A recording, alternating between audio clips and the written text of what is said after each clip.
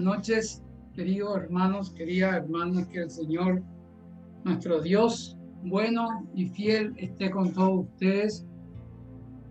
Vamos a iniciar esta charla de hoy. Yo tengo preparado algo muy especial para ustedes que realmente me impactó mucho en esta semana y que creo que a ustedes les va a servir de mucha bendición, y para los que estamos pasando momentos de prueba en este día, más y mejor.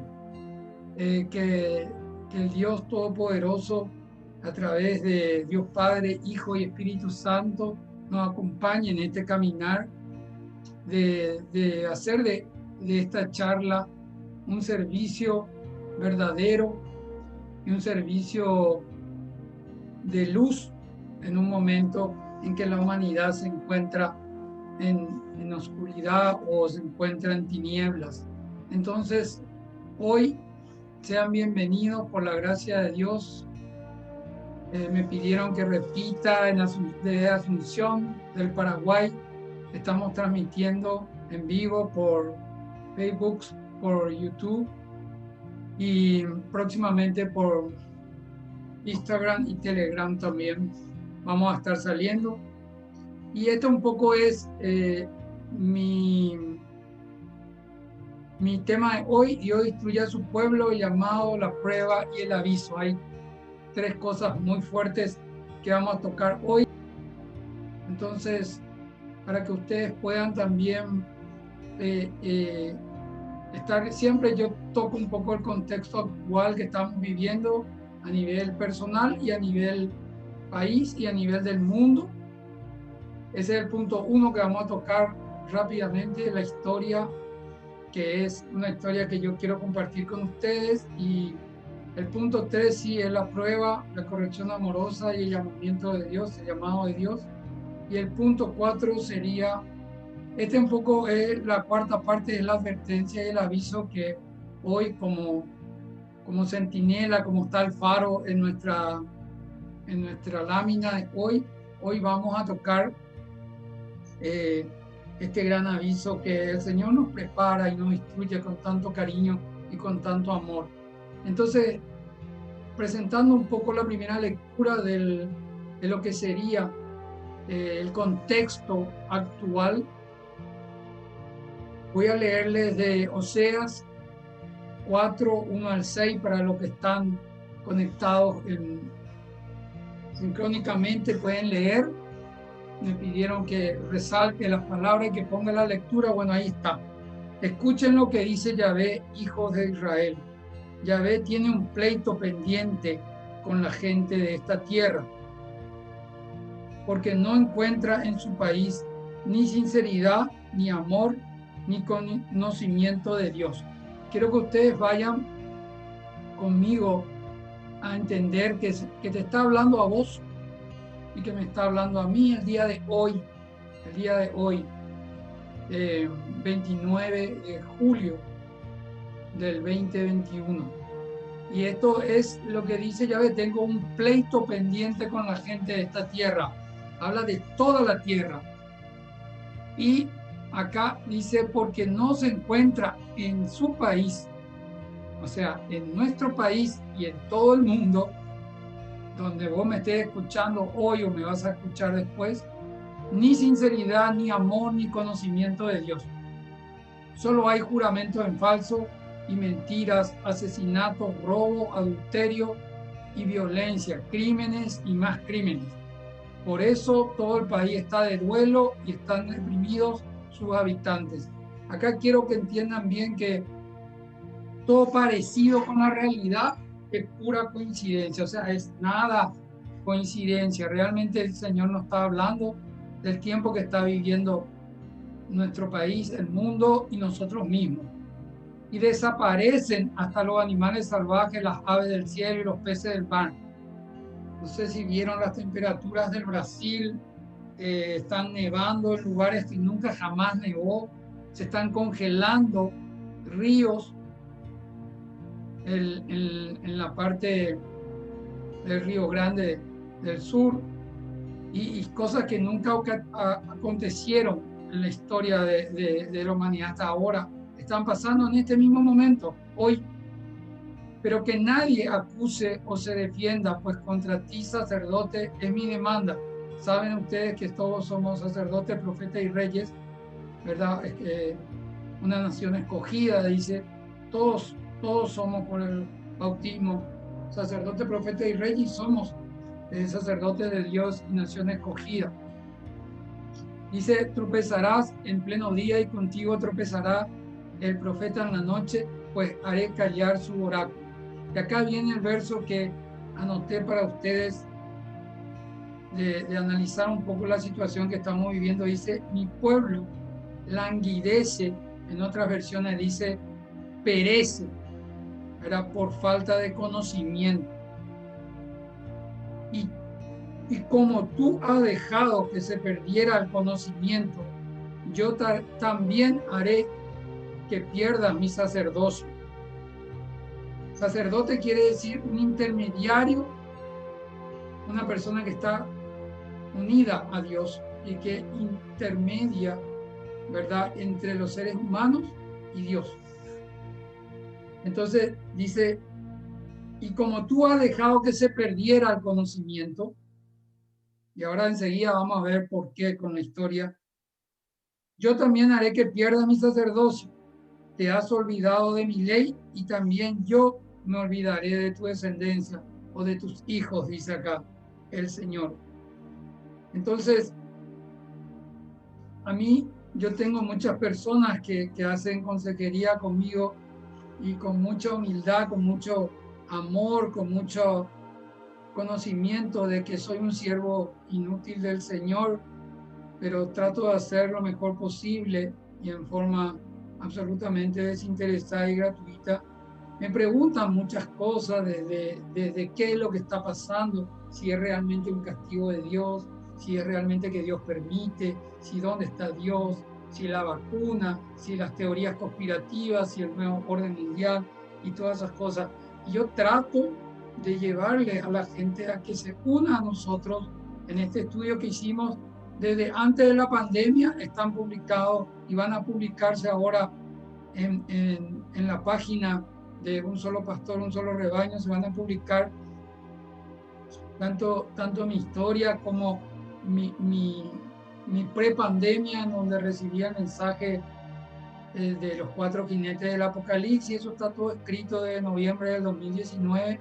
Y desde la primera charla de la pandemia, que fue creo que por la segunda quincena de marzo del 2020, y no fallamos ningún día hasta hoy.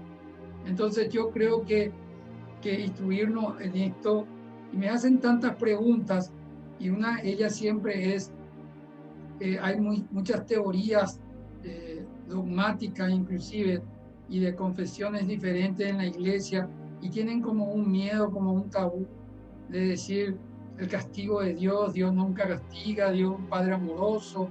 Sí, pero yo siempre digo, es amoroso y misericordioso, pero es justo en esencia. Entonces, como un padre corrige a sus hijos, Dios tiene también esa misión con los que aman, corregirle a sus hijos, ¿verdad? En estos días me preguntaron sobre eso. Y si yo opino, bueno, acá ya entra la opinión de Javier, si yo opino que como si fuese que es un castigo, yo creo que la ira de Dios, la copa de la ira de Dios se está llenando. Por esto que dice acá, esta lectura de Oseas, que ustedes creo que van a entender perfectamente qué está pasando en el mundo y qué está pasando en el país, porque ahí está, solamente hay un país sin sinceridad, sin amor, sin conocimiento de Dios. Solo hay falsos juramentos, mentiras, asesinatos, robo, adulterio y violencia, y crímenes y más crímenes. Entonces, analizando de ese punto de vista la pandemia y la normalidad y la vuelta a la normalidad, entre comillas, que estamos o que la humanidad está esperando, no se ve un cambio consistente en el corazón del hombre, de la mujer, en el corazón del pueblo de Dios. No se ve. y se ve en cambio exaltado esto que dice acá Oseas, y subraya el verso 6 que dice: mi pueblo languidece o perece por falta de conocimiento. Entonces, sí, yo sí creo que es un momento en donde la copa de la ira de Dios se rebosó por tantas cosas que vamos a ver ahora enseguida que están aconteciendo, y que bueno, estamos en un tiempo en donde estamos recibiendo para los hijos de Dios una corrección amorosa que puede llamarse castigo, o yo le llamo preferentemente el llamamiento de Dios, porque es que está golpeando a tu puerta, que está golpeando a mi puerta, y requiere una conversión sincera, un servicio sincero, una entrega sincera, una adoración sincera, y sanar nuestra tierra, mi tierra personal, que es mi cuerpo físico, y la tierra de toda la humanidad. Entonces, puede ser un castigo, bueno, castigo no, pero sí una corrección. Dios obra así a través de la historia. Y un llamamiento de atención, un llamado de atención individual a cada persona. Y para los hijos de Dios, arrepentimiento y conversión. Ese es mi punto que voy a tratar hoy como introducción, como el contexto. Yo le voy a comentar: el rey Manasés es el hijo de Ezequías, ¿verdad? Ezequías dice, el rey Ezequías está establecido en Segunda de Crónicas 33:1. Ahora me acuerdo que no puse esta lectura porque voy a comentarle la historia y le voy a dar las citas antes que mostrarle la lectura. La otra lectura sí le voy a volver a compartir. Pero resulta que Manasés comenzó a reinar.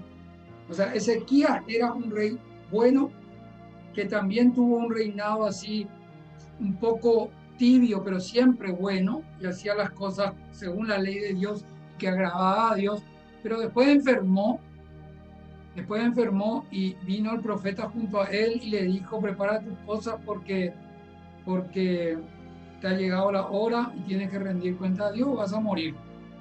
Y este rey se arrepintió tanto, le clamó al Señor, y el profeta ya se había ido. Nosotros estudiamos este punto acá, y el profeta ya se había ido y recibió de vuelta un mensaje de Dios que dijo: bueno, volvé y le voy a dar 15 años más de tiempo de vida.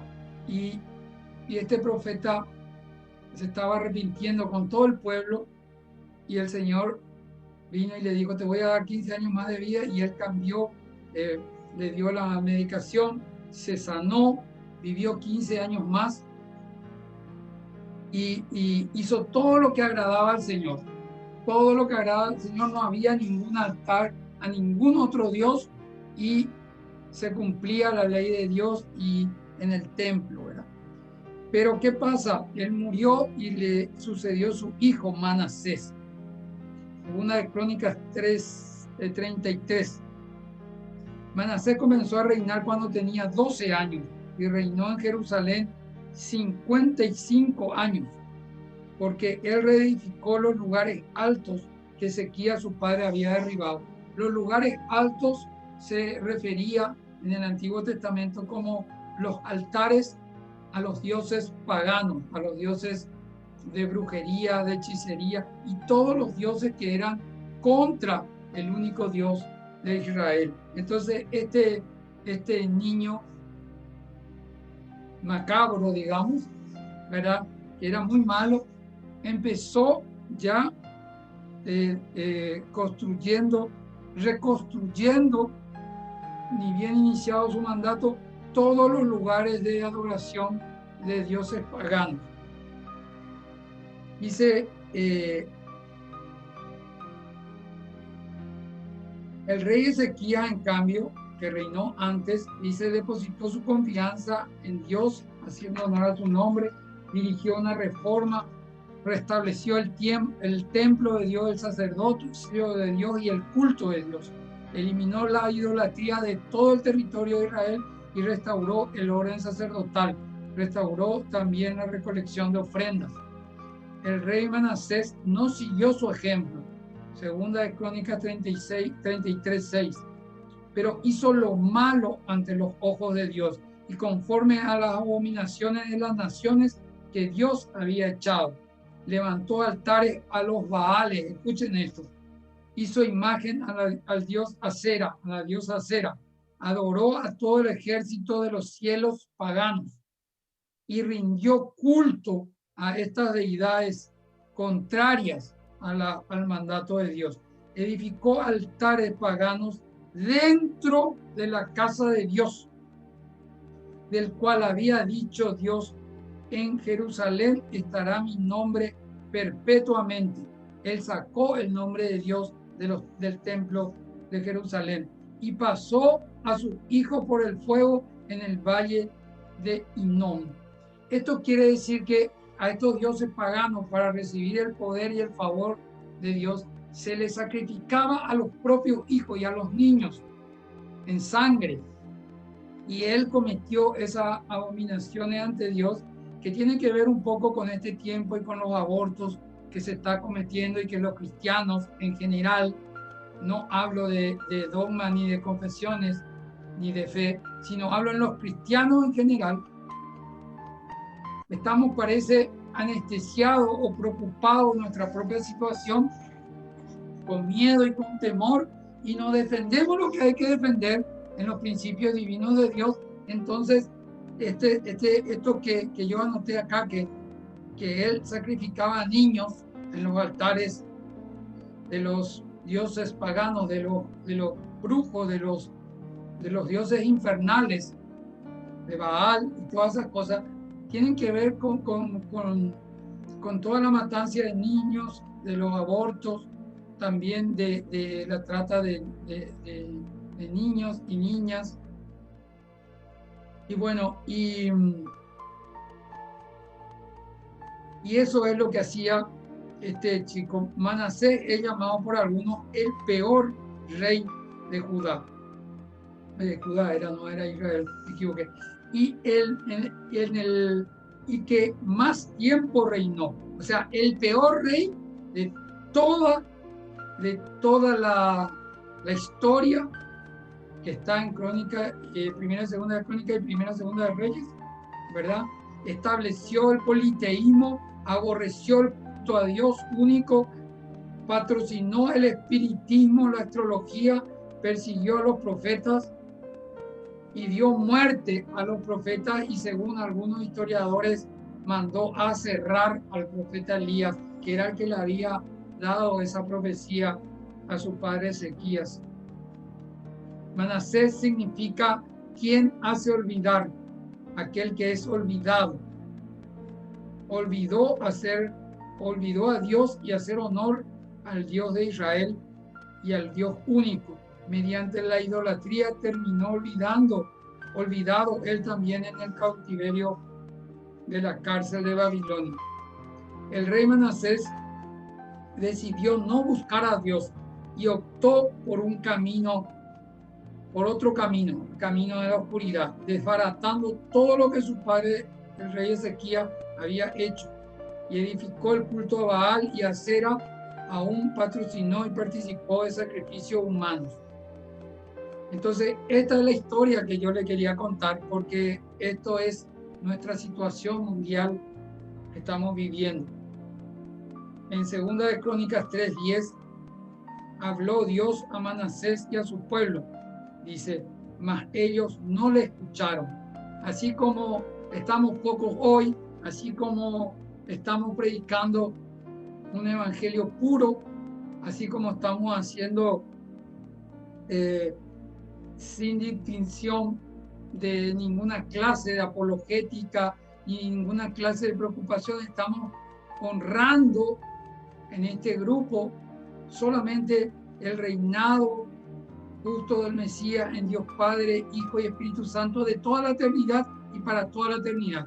Eso es lo que estamos haciendo acá, llamando a una unificación de todos los cristianos para defender en este momento el brutal ataque que está por iniciar a todo el pueblo cristiano y que ya inició de hecho y que se va a completar aún más en estos tiempos.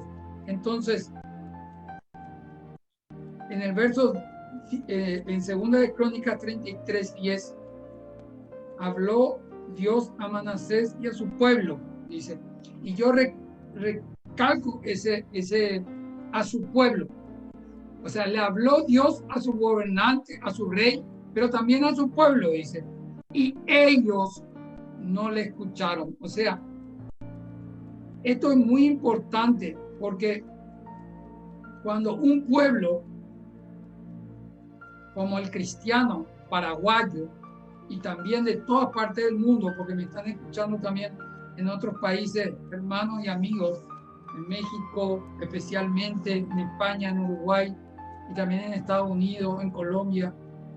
Algunos me escriben, gracias por sus amables votaciones siempre, pero ojo, que un pueblo, un país que critica permanentemente a sus gobernantes y se llama cristiano, pero permite, no hace nada por luchar por la vida, por luchar por los principios divinos de Dios y el cristianismo, y permite que se haga falsa adoración, que se permite que se siga mintiendo, que se siga utilizando el nombre de Dios en vano, y permite que ocurra tanta injusticia, que se mate gente inocente, sangre inocente. En nuestros países vecinos están todas aprobadas las leyes del aborto, ¿verdad? Y en España y en otros países también. Entonces, el cristiano permite que haya corrupción en el gobierno, en su política, y no dice nada. Permite que se definan leyes contra las leyes divinas. Y eso es como lo que hizo Manasés, poner altares de dioses paganos, en este caso en el pleno siglo XXI, ¿verdad? En el pleno año 2021, mejor dicho. Estos altares paganos hoy significan el agnosticismo, el gnosticismo también, y toda es la cultura del conocimiento, pero personal, y del poder personal que uno puede adquirir, y significa también el orgullo, la mentira, el adulterio. Eso significan los dioses paganos que se pusieron en el pueblo y que Dios le habló al gobernante, al rey y a su pueblo, ¿verdad?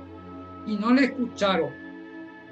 Por su amor hacia nosotros, Dios nos habla hoy y nos advierte e insiste a través de muchas maneras, a través de prédicas, a través de un pastor, de un sacerdote, a través de una persona común, a través de la familia, a través de una música, a través de una película, a través de un animal, a través de la naturaleza. Dios nos habla y nos está llamando, pero el pueblo no le escuchó, dice. No le escucharon. Por lo tanto, hay una responsabilidad de los gobernantes, pero hay una responsabilidad, y acá yo quiero aclarar que no estoy yendo contra ninguna cosa política, sino que estoy diciendo hay una responsabilidad del pueblo. El pueblo, según Romanos 10 y Romanos 13, toda autoridad está impuesta por Dios.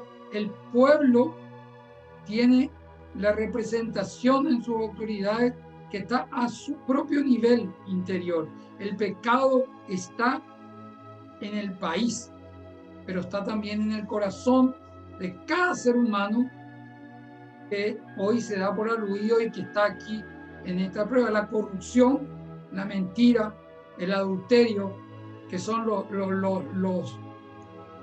altares a los dioses paganos. Esto hoy está también en responsabilidad en el pueblo. El pueblo tiene los representantes que son de su misma condición de su alma. Y muchas veces Dios utiliza a estos representantes, a estos gobernantes, para hacer su propósito en nuestra vida. Y si nos hacen la vida imposible es porque nosotros realmente necesitamos de estas pruebas y necesitamos del cautiverio y necesitamos de que nos hagan la vida imposible, porque en nosotros está el mal. Y ahora le voy a aclarar un poco más. No quiero ser tan negativo, pero continúo. Dice, muchas veces Dios le llamó, le advirtió a él y a su pueblo y no le escucharon. Entonces le habla a través de las dificultades. Segunda de Crónicas 33:11. Dice, por lo cual Dios trajo contra ellos a los generales del ejército del rey asirio, de los asirios. O sea, acá te estoy mostrando bíblicamente, no quiero discutir con nadie y les amo a todos en Cristo Jesús, pero acá estoy demostrando que bíblicamente, si queremos irnos por la Biblia, Dios trajo contra ellos los generales del ejército del rey de los asirios, los cuales aprisionaron con grillos a Manasés y atado con cadenas lo llevaron a Babilonia, mas luego que fue puesto en angustia él.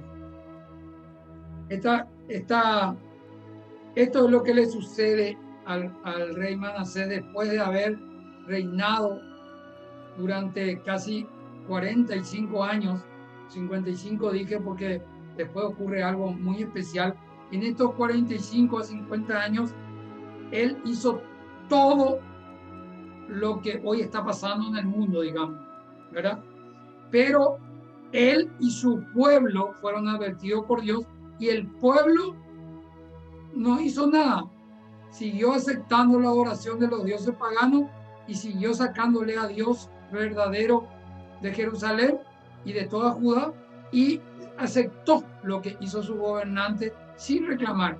Entonces el pueblo también se volvió culpable y el pueblo completo fue arrasado por el ejército asirio y fueron hasta el templo y fue llevado este rey, dice, en cadenas y con grillos y puesto en la mazmorra más profunda de Babilonia, que era realmente un imperio ultra pagano ahí. Entonces, ¿qué tuvo Manasés, el rey? Oposición, el ejército asirio viene contra él, grillos, dice que se hace esclavo, quiere decir eso, le ponen grillos, atado en cadenas, perdía la capacidad de hacer en libertad, y cautivo es llevado a Babilonia.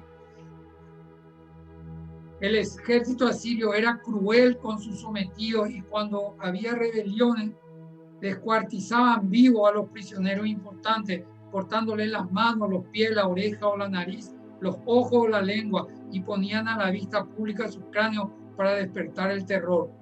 Es interesante cuando José, el hijo de Jacob, es llevado a la cárcel. La Biblia dice que fue a la cárcel donde estaban los presos del rey. En cambio, Manasés dice que fue llevado a las cárceles más crueles y más bajas de Babilonia.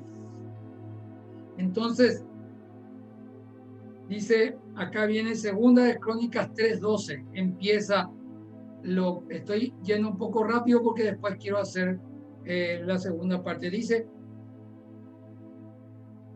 mas luego él fue puesto en angustia por mucho tiempo, hasta que se arrodilló, se humilló, oró a Dios y se humilló grandemente en la presencia del Dios de sus padres. Escuchen esto porque esto es un mensaje muy fuerte para nuestra generación. El Dios de sus padres quiere decir mucho, quiere decir el Dios que vos conociste desde chico.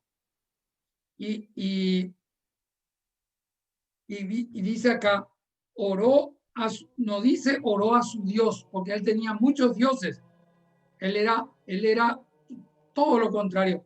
No entendía a quién le tenía que pedir ayuda.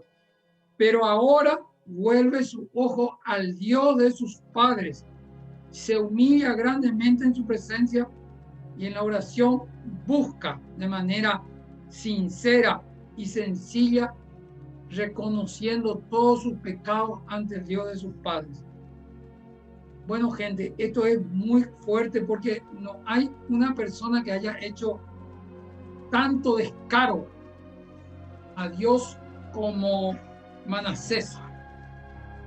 Todo lo que Dios decía que había que hacer, que no había que hacer, él lo hizo. Y teniendo un padre que fue rey, fue justo y hizo las cosas como Dios quería y como Dios mandaba, él hizo todo lo contrario desde chiquitito y se llegó a someter a las peores fuerzas satánicas, en donde hacía sacrificios humanos de niños humanos. Pero él, en su cautiverio, en lo profundo de la celda, clamó al Dios, se humilló grandemente en la presencia del Dios de su padre y clamó al Dios de su padre, no a los otros. Y esto voy a explicarle después por qué, ¿verdad? Con un corazón humilde, humillado grandemente en la presencia de Dios. La humillación aquí nos habla del despojamiento de su condición como rey, de su soberanía y especialmente para vos y para mí, de la autosuficiencia, del creer que uno puede, aunque sea con conocimiento humano o aunque sea con poder humano. Humillado, terminado, eso significa quebrantado, quebrado, sometido y doblegado. Imagínense, y el término grandemente significa con todas, la de la ley, con todas las fuerzas.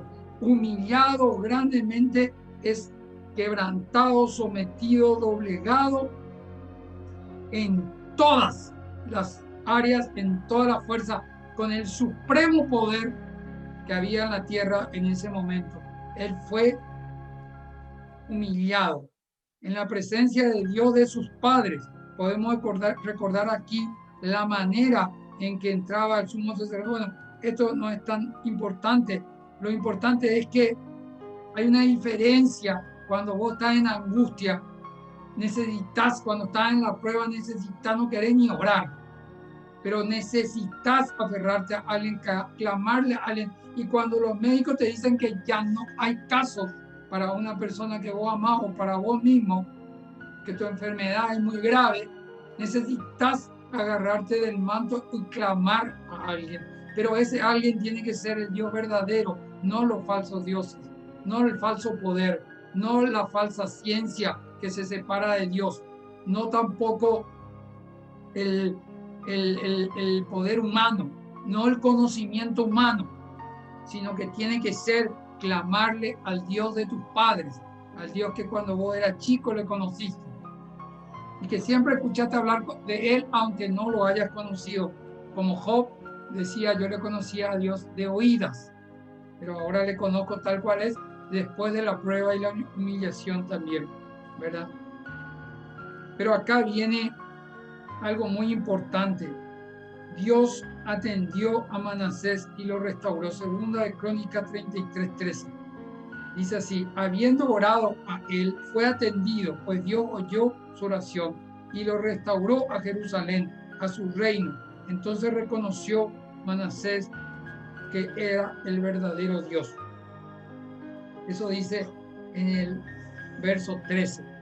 Después de todo lo malo que Manasés hizo, se humilló y se arrepintió y le clamó a Dios, al Dios de sus padres, y Dios le escuchó, le atiende su reclamo y le restaura. Y restaurarle quiere decir que le entregó de vuelta el reino. Salió libre y le pusieron a gobernar Jerusalén. Increíble. Y finalmente Manasés reconoce quién es el verdadero Dios. El término restauración aquí lo traducen otras versiones como volver a de nuevo restituir. Dios le permitió volver a reinar y sus últimos años reinó en la presencia de Dios. Imagínense lo que esto significa. Imagínense lo que significa para nuestros gobernantes. Imagínense lo que significa para tu vida laboral. Imagínense lo que significa para tu familia. Imagínate lo que significa para tu iglesia. Dios te restaura y te da gobierno, te da poder. Buscar a Dios es una decisión que nace en nuestros corazones. Y cuando no respondemos a esta invitación del Señor, nuestras consecuencias nos alcanzan, generalmente con angustia, dolores, fracasos, y Él sigue allí esperándonos. Entremos en su presencia, reconozcamos nuestra necesidad de Dios, busquémosle y caminémosle con Él, que aún estamos a tiempo. Acá concluyo la primera parte, que espero que le haya servido de entender hasta qué punto Dios es tan justo y tan misericordioso y qué es lo que Él busca de nosotros. Este hombre se metió en la hechicería y se metió en el satanismo y se metió a adorarle a los rivales, digamos. Dios no tiene rival, pero a los dioses que le hacían la contra al Dios único y verdadero, ¿verdad? Pero llegó a matar criaturas y derramar sangre en ofrecimiento a estos dioses. Y llegó a profanar el templo de Dios y a blasfemar contra Dios. Imagínense lo que significa. Y Dios escuchó su clamor, le atendió su súplica y le perdonó y le restituyó, porque encontró que su corazón era verdadero y su arrepentimiento era verdadero, y su corazón tenía las ganas de cambiar y reinó con Dios los últimos años. La segunda parte es la carta de Santiago 1, de 2 al 27. Voy a leer algunas partes porque es muy larga la lectura, ¿verdad? Pero es muy fuerte y muy interesante. Quiero que ustedes me acompañen en esta lectura. Dice: hermanos, considérense afortunados cuando les toca soportar toda clase de pruebas. Esta puesta a prueba de la fe desarrolla la capacidad de soportar. Y la capacidad de soportar debe llevar a ser perfecto. Si queremos ser perfectos, completos, sin que nos falte nada. Si alguno de ustedes ve que le falta sabiduría, que le pida a Dios, pues Dios les da con agrado a todos sin hacerse rogar. Él se las dará. Esto es una afirmación, pero hay que pedir con fe, sin vacilar, porque el que vacila se parece a las olas del mar que están a merced del viento. Esta gente no puede esperar nada del Señor, pues son personas, pues son personas divididas y toda su existencia será inestable. Esto es muy importante también que sigamos. Vamos a seguir con la lectura. Pasamos al verso 12 y quiero que vayan atendiendo porque yo voy a resaltar algunas cosas en esta lectura. Es demasiado rica e importante, que te va a dar mucha bendición y mucha claridad. Dice: feliz el hombre que soporta pacientemente la prueba, porque después de probado recibirá la corona de la vida que el Señor prometió a los que aman. El verso 13, muy importante, dice: que nadie diga en el momento de la prueba: Dios me quiere echar abajo, porque Dios está a salvo de todo mal, de toda prueba y toda tentación, dice algunos, y tampoco quiere echar abajo a ninguno. Cada uno es tentado por su propia codicia. Eso es lo que le decía con el gobernante y el pueblo. Cada uno es tentado por su propia codicia, que lo amarra y lo seduce.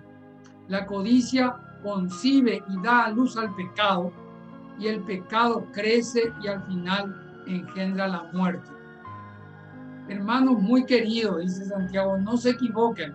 Son las cosas buenas y los dones perfectos los que proceden de lo alto y descienden del Padre, que es luz. Ya vimos eso. Allí no retornan las noches ni pasan las sombras. Donde hay luz, ya ganó la luz. Muy libremente nos dio vida y nos hizo hijos suyos mediante la verdad para que fuéramos la flor de su creación. Y paso al verso 10, bueno, ahí continúa el verso 19 porque esta parte es muy importante. Dice, hermanos muy queridos, sean prontos para escuchar, pero lentos para hablar y enojarse, pues la ira del hombre no realiza la justicia de Dios. Acuérdense de esta frase del verso 20, pues la ira del hombre no realiza la justicia de Dios. Dice, por eso rechacen la impureza y el exceso del mal y reciban con sencillez la palabra sembrada en ustedes, que tiene poder para salvarlos. ¡Wow! Esta palabra tiene poder para salvarle, para salvarme y para salvarnos. Pongan por obra lo que dice la palabra y no se conformen con oírla, pues se engañarían a sí mismos. El que escucha la palabra y no practica es como aquel hombre que se mira en el espejo, pero apenas se miraba, se iba y se olvidaba de cómo era. Todo lo contrario, el que fija su atención a la ley perfecta de la libertad y persevera en ella, no como oyente olvidadizo, sino como activo cumplidor. Este será dichoso al practicarla. Si alguno se cree religioso, esto no vamos a hablar hoy, pero vamos a hablar en otro día. Dice, pero no controla su palabra, se engaña a sí mismo y su religión no vale. La religión verdadera y perfecta ante Dios nuestro Padre consiste en esto, ayudar a los huérfanos y a las viudas en sus necesidades y no contaminarse con la corrupción de este mundo. ¡Wow! ¡Qué fuerte! ¡Qué fuerte, hermanos! Entonces, hoy, como segundo ítem, les quiero hablar de las pruebas. Quiero decirle que Dios en este tiempo y en este momento está llamando a sus hijos y está instruyendo a su pueblo. Y las pruebas que soportamos, llámese COVID, versión Delta, Alfa, Gamma, Beta y todo lo que van a aparecer después, llámense el terror y el miedo que están metiendo en la generación mayor, porque nosotros, esta generación mayor, yo hablo por la generación mayor ahora, estamos pasando todo ese temor y esa prueba de la muerte que nos metieron, ¿verdad? Y bueno, es una prueba interesante donde ya aprendimos muchísimas cosas en un año, 5 meses de pandemia, aprendimos realmente que la verdadera religión, que Dios está adentro nuestro y que de adentro sale lo que contamina al hombre y también lo que hace santo al hombre. Y eso es lo que quiere Dios, quiere buscar purificarnos en nuestro interior. Entonces, quiero decirte que en este momento Dios instruye a su pueblo y instruye muchas veces como a Manasés a través de la prueba. Porque las pruebas son límites y autoridades espirituales que Dios pone en tu vida. Límites, límites. Te está marcando el camino. Te está diciendo, te estás yendo por un camino que te va a lastimar mucho y te va a separar de mí. Esas son las pruebas. Es para mantenernos espiritualmente bien y seguros. Es una prueba, es para cuidar nuestra alma. Acuérdense, hermanos, que hay muchos tipos de pruebas y yo respeto cada uno porque cada uno tenemos nuestra prueba. Y hay pruebas mucho más difíciles que las que yo paso y que la que otro pasa, pero nadie puede juzgar porque cada uno tiene en sí la fuerza de su prueba. Cada uno en sí tiene la magnitud de su prueba. Y una cosa que puede ser sencilla para mí es muy difícil para otra persona. Y una cosa que puede ser muy difícil para mí es muy fácil para otra persona. Entonces, uno no puede llevar la prueba del otro, porque las pruebas son individuales. Pero es muy interesante, es para cuidar tu alma que Dios pone las pruebas. Miren lo que dice, el propósito de las pruebas es para aumentar lo que sabemos de Dios. Híjole, qué fuerte esta frase. Dice, las pruebas están puestas para acercarte más a Dios, para acercarme más a Dios. La prueba está puesta, permite o presenta al Señor, porque son límites que nos está poniendo para mantenernos seguros a nuestra alma y para que podamos aumentar nuestro conocimiento de Dios y para mantenernos más cerca de Él. Wow, yo nunca escuché esto, ¿verdad? Dice, las pruebas se trata de entender algo que Dios quiere que entendamos y aún no entendemos. Imagínense, yo respeto mucho tu prueba, hermano, hermana, que me estás escuchando y que me vas a escuchar después. Respeto mucho. Pero esta frase me parece que podés anotarlo en algún lado, porque dice, se trata de entender, de hacernos entender Dios algo que aún no entendemos de su propósito. ¡Wow!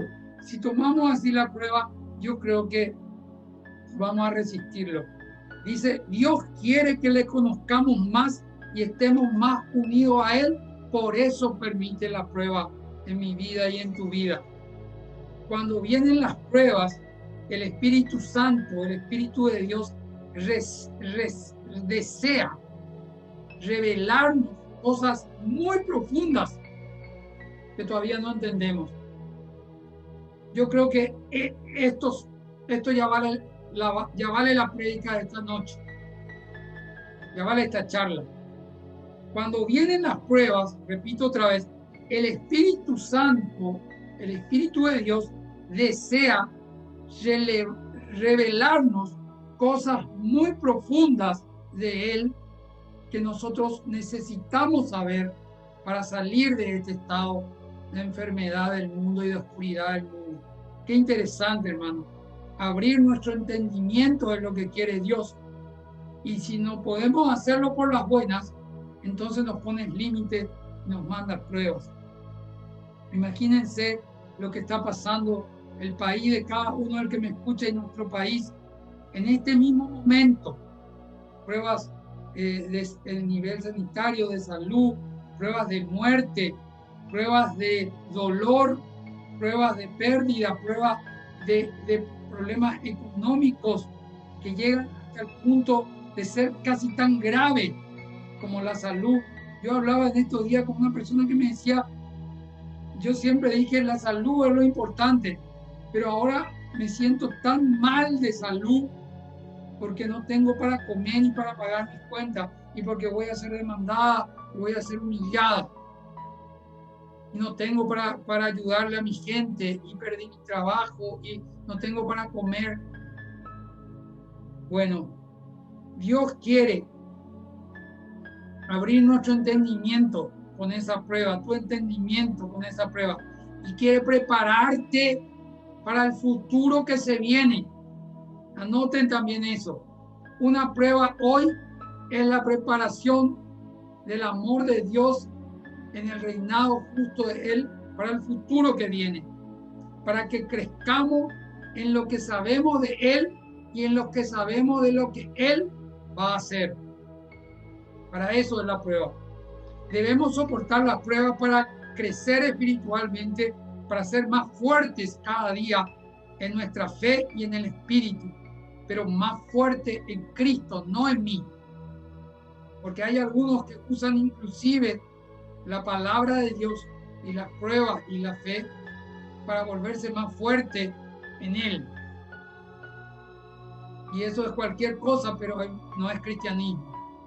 Nosotros perdemos para que el don de fortaleza, se acuerden, para que el don de fortaleza venga del Espíritu Santo, nosotros tenemos que rendirnos. Tenemos que dejar de hacer como creemos que sabemos. Y ahí recién el Espíritu Santo manda su don de fortaleza. La fortaleza de Dios viene. repito esto, debemos soportar las pruebas para crecer espiritualmente, ser más fuertes cada día en la fe y en el espíritu, pero más fuerte no yo, sino Cristo que vive en mí. La fuerza o fortaleza de Dios viene la mayoría de las veces a través de la prueba. Esto es una cosa que me hizo muy impopular y que me hace muy impopular a mí, perdón. Me hace muy impopular a mí. Porque a la gente no quiere escuchar esto. Quiere escuchar que a través de las pruebas muchas veces Dios está queriendo levantarte en fuerza, en fortaleza y en conocimiento de Dios. Y lógico, si no escuchamos, ni el pueblo ni los gobernantes, no escuchamos nada, no vemos nada, corremos a recibir vacuna y a vacunarnos sin pensar, sin saber qué leyes se están aprobando, que la ley de género está arrasando con la adecuación de nuestros hijos, que la ley del aborto viene después, la ley LGTB viene después, y que todo eso nos van a meter, y que eso es verdaderamente lo que hace que estemos mal. La fuerza o fortaleza de Dios viene la mayoría de veces a través de la prueba. Hay gente que está por empezar una prueba ahora. Hay gente que está en medio de una prueba, de un dolor, de una crisis. Hay gente que está terminando una prueba. Y hay gente que se está preparando para recibir una prueba más grande. Yo respeto ese momento que estás viviendo. No sé cuál es el que te toca hoy, pero te aseguro que tenés una prueba. Por más chica que sea o por más grande que sea, pero tenés una prueba. Y no sé en qué etapa estás, si estás por empezar la prueba, si estás en medio de una prueba, si estás terminando la prueba, o si Dios te está preparando para una prueba. Pero una cosa tenés que estar segura. Esa prueba que estás viviendo o que vas a vivir tiene un tiempo de inicio y de fin. Y tiene un propósito de Dios, que es manifestar su gloria a través de esa prueba y a través de vos. Acuérdense de Juan capítulo 9, del verso 3, cuando le preguntan a Jesús quién pecó por un ciego de nacimiento, él o sus padres. Y Jesús le contesta, ni él ni sus padres pecó.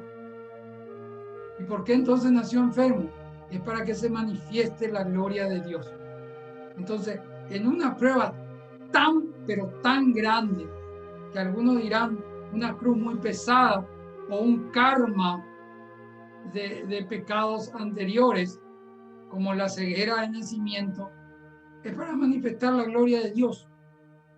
Entonces, acordate esto, hermano, yo no sé en qué situación estás, pero la prueba es para conocerle más a Dios, para unirte más a Él, para que el Espíritu Santo te revele cosas nuevas, muy profundas, y para que la gloria de Dios se manifieste a través de tu vida.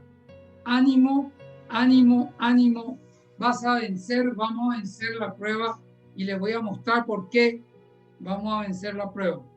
Pero si queremos que la gloria de Dios se manifieste, debemos aceptarla, soportarla, comprenderla e integrarla a la prueba. Si Dios permite la prueba para que pueda desarrollarnos en algo para que después le sirvamos. O sea, esto es muy importante. Esto escribí con mis palabras porque, disculpen porque está mal escrito, pero es muy importante. Si Dios permite una prueba en tu vida y permite una prueba en el mundo con la oscuridad que creó este virus en un laboratorio y que la ciencia médica se está separando de la luz de Dios, dando chapotes, dando aplazos tras aplazos como respuesta a esto, que porque es nuevo, porque es esto, porque es aquello, pero la gente se muere. Entonces, si Dios permite eso, es para que podamos desarrollarnos más, para poder después servirle a Él en esa área. Imagínense lo que está pasando en el mundo, con el mundo, cómo Dios le prueba al mundo, a los gobernantes y a el pueblo, a Juan Pueblo, a Javier y a vos, hermano, hermana. La prueba es para que se manifieste la gloria de Dios, y una vez que manifestamos la gloria de Dios, le sirvamos. Entonces no hay edad acá. Tengo amigas de más de 80 y largos, 80, 90, que me escuchan, y les digo, lo mejor está por venir, porque si la gloria de Dios se manifiesta en tu vida, es para que le sirva en esta tierra. Cuando uno está en prueba, es difícil ver, es difícil comprender. Y yo le agregué acá entre paréntesis, a mí me cuesta hasta orar. Pero si oramos en la prueba, yo le aseguro que todas las veces que yo oré y clamé, pude ver. Entonces, repito esta frase, la prueba, o sea, cuando uno está en prueba es difícil ver y comprender. No se quiere orar, ni acercar a Dios. Pero si oramos en medio de la prueba, de la crisis, Él nos va a escuchar, nos va a atender, nos va a mostrar y nos va a hacer comprender y podremos ver. Las pruebas, hermano, hermana, van a seguir viniendo, pero debemos aprender a abordarlo con el propósito de Dios. La prueba pone de manifiesto la firmeza de mi fe y de tu fe. Pedro, cuando se hundía, no le pidió ayuda a sus compañeros pescadores ni navegadores. Pedro le clamó a Jesús que le ayude y le dijo, Maestro, Jesús, sálvame. Entonces nosotros no tenemos que pedir ayuda a nadie. En este momento de crisis, de prueba, de oscuridad, no tenemos que pedir ayuda a nadie, sino es a través de Jesucristo y para Jesucristo y por Jesucristo. Porque aquí viene la tercera parte. Pero termino con esto. Debemos creer en la prueba, confiar en Dios y clamarle. Y estoy seguro que vos, hermano y hermana, igual que yo, vamos a salir. Y le voy a explicar por qué vamos a salir y de qué tenemos que cuidarnos. Y acá viene la última parte. Estamos en tiempo. Voy a terminar correctamente la última parte del aviso. Para los anotadores, pero ya le estoy poniendo en pantalla, espero que estén viendo bien. Dice primera carta de Juan 4, del 1 al 6. Queridos míos, no se fíen de cualquier inspiración, cualquier espíritu. Examinen los espíritus para ver si vienen de Dios, porque andan por el mundo muchos falsos profetas. Quieren reconocer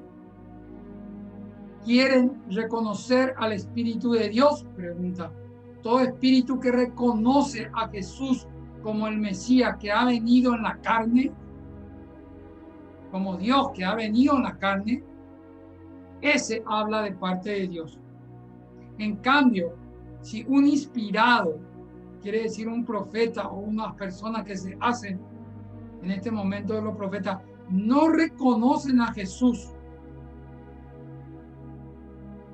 ese espíritu no es de Dios. Es el mismo espíritu del anticristo, porque Jesús es el Cristo. Y el espíritu que no reconoce que Dios se hizo carne, vivió por vos, murió por vos, sangró por vos y resucitó por vos, entonces tiene el espíritu del anticristo. ¿Han oído que vendría un anticristo? Pues bien, ya está en el mundo. Acá viene el verso 4 que vamos a tocar después otra vez, pero que es porque le aseguro la victoria. Dice, ustedes, hijitos, son de Dios y ya han logrado la victoria sobre esa gente. ¿De quién está hablando Juan acá? de los que gobiernan el mundo hoy. Y repito, 29 de julio del 2021. Ustedes ya han logrado la victoria de esa gente, pues que el que está en ustedes es más poderoso que el que está en el mundo. Es muy claro, hermano. Ellos son del mundo, por eso su lenguaje es del mundo y el mundo lo escucha. Nosotros, en cambio, somos de Dios. El que reconoce a Dios nos escucha, pero el que no conoce a Dios no nos hace caso. Así es como reconocemos el espíritu de la verdad y el espíritu de error. Esto se llama discernimiento de espíritu. Hermanos, primero les quiero decir, estamos en un tiempo difícil y este es el aviso. No confiar en cualquier espíritu, no porque tenga un título, no porque tenga un grado, no porque tenga una jerarquía, no porque diga que Dios le dijo, que Dios te dijo para que vos le digas. No confíen en cualquier espíritu. Tenemos que discernir en el espíritu y examinar y probar el discernimiento de espíritu.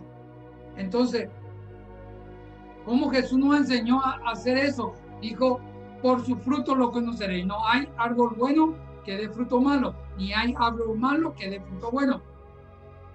Pero yo no me quiero detener en eso hoy porque no voy a poder terminar. Nosotros tenemos que mirar los frutos de la vida de esa persona. Tienen que ser los frutos que están en Gálatas 5:22, ¿verdad? Tienen que ser los frutos de amor, alegría, paz, todo lo demás, mansedumbre y control de uno mismo. Esos frutos tienen que tener la persona, ¿verdad? Que te profetiza algo, que dice, Dios me dijo para que te diga. No le creas, porque van a haber muchos falsos profetas. Está escrito en Lucas 24, está escrito en Lucas 25, está escrito en Mateo 25, está escrito en el Apocalipsis. Van a aparecer falsos profetas en este tiempo. Ya aparecieron y ya están aquí con doctrinas desviadas, ¿verdad? Entonces, examinar y probar el discernimiento de espíritu. Escuchar todo lo que quieran, pero ustedes tienen que saber reconocer quién habla por interés, quién habla de Dios, y que no le vengan a decir acá, pagar tu diezmo primero y después te hablo de Dios. Nadie, ese no es un espíritu inspirado, no es un profeta de Dios. Bueno, dice, estos falsos profetas, estos falsos espíritus que presumen tener el espíritu de Dios, pero que son pretendidos profetas, dice, los hay en el mundo y los hay también en la iglesia. En mi iglesia, en tu iglesia, en la única iglesia de Jesucristo. Hay gente, dice San Pablo, que al salir yo van a venir personas vestidas de ovejas, pero que en el fondo son lobos rapaces, que van a destrozar todo el trabajo pastoral que se hizo. Lobos rapaces. Pero es muy importante que ustedes entiendan que estos lobos rapaces que hoy están en medio de nosotros, en la sociedad y en la iglesia, están como ovejas. Es muy importante que son personas nombradas o consagradas, como le quieran llamar, con un salario y que hablan como profeta de Dios, que dicen lo que va a pasar, lo que no va a pasar. A eso me estoy refiriendo, no el que hace su trabajo humildemente en la pastoral y el que cumple su misión con Dios, no, el que se cree que tiene derecho a hablar en lengua y profetizar sobre tu vida y sobre lo que va a ocurrir en el mundo, y a gente que están diciendo qué está pasando, que la vacuna sí, que la vacuna no, que esto, aquello, los antivacunas, los qué sé yo, el gobierno, esa gente que se cree eso, los hay en el mundo y los hay en la iglesia también. Y son lobos rapaces, pero vienen mansamente, vienen con ropa de oveja. Se creen buenos. Bueno, generan espíritu de confusión y división. Ese fruto vos tenés que ser capaz de definir, ¿verdad? Que dice, no, no es así, es así. Y antes hacíamos así, ahora vamos a cambiar. Ahora vamos a hacer esto, ahora vamos a hacer aquello, ahora vamos a hacer esto. Y en contra de las personas, en contra de todo lo que está establecido. Eso genera confusión y división. Dice, llegará la falsa doctrina del anticristo y además sus manifestaciones. Entonces, esta falsa doctrina del anticristo, yo ya le hablé mucho, que se van a hablar de cosas de tecnología, inteligencia artificial, inteligencia cuántica, extraterrestres, y también les dije y les avisé que van a ver, se va a usar todas esas cosas, inteligencia artificial, con biogenética y física cuántica, para hacernos creer, inclusive a los cristianos, de la venida de Cristo, con hologramas y con mensajes que son más efectos especiales que otra cosa. También van a surgir la biogenética de personas híbridas con inteligencia artificial y con parte de robótica en su cuerpo. Y van a decir que tenemos que adorar a un solo, o sea, que tenemos que respetarnos entre todas las religiones del mundo y que tenemos que hacer un falso ecumenismo o un ecumenismo, que es una cosa que a mí, yo no soy muy partidario, yo soy partidario del espíritu ecuménico, que es de respeto, pero no del ecumenismo. Entonces, hay que reconocer el espíritu de Dios, hay que reconocer que dónde están metiendo la falsa doctrina, porque no hacen nada contra las leyes divinas. Ellos hablan de promesas y promesas de Dios y de la venida y de la trompeta y de la prosperidad y de que Dios te va a sanar y que Dios te va a terminar las pruebas y que todo va a venir bien. Eso es un anticristo en la iglesia y es un falso profeta. Hay que reconocer el Espíritu de Dios. El Espíritu de Dios no te va a decir que vos sos el Mesías, nunca. El Espíritu de Dios te va a decir que vos sos un hijo suyo que tiene que ser pulido en el fuego sagrado, ser santo y puro como Él es santo y puro. Dice, el espíritu del anticristo, ¿cómo se prueba en Jesús? Acá está muy bien lo que dice la escritura. Cuando una persona reconoce que Jesucristo, que Dios es Jesús hecho carne, ¿verdad? Ese tiene el Espíritu de Dios. Y ustedes me dirán, ¿y los otros? ¿Qué pasa con nuestros hermanos judíos? ¿Qué pasa con los budistas? ¿Qué pasa? Bueno, no tiene el Espíritu de Cristo, tiene un espíritu diferente. Ahora, entre esos hay falsos que se meten a decir que tienen conocimiento de lo que va a ocurrir en el futuro, pero sin Cristo, venido en la carne.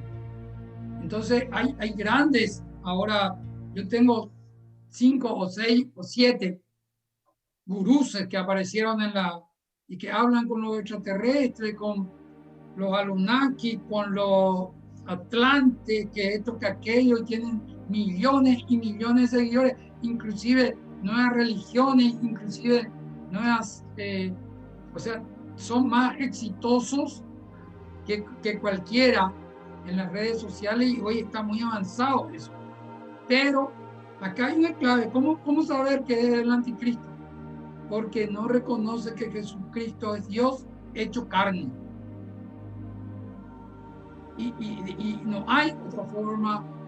Ya cuando una persona no reconoce que Jesús es Dios en carne, dice ahí la palabra, la compartí, entonces esa es un falso profeta y es un anticristo. Va a haber también un anticristo que va a ser unificado con la bestia que va a gobernar el mundo, pero acá habla de muchos anticristos que ya hay en medio de nosotros. Pero que no te engañen la falsa doctrina, porque vos le conoces a Cristo, y si no le conoces bien a Cristo, para eso están las pruebas. Y las pruebas vienen en conjunto de un país, de un territorio de pecado de sangre, tiene que ser purificado por la sangre de Jesucristo. Y ese territorio, esa tierra, es mi cuerpo y es mi país, y es el mundo.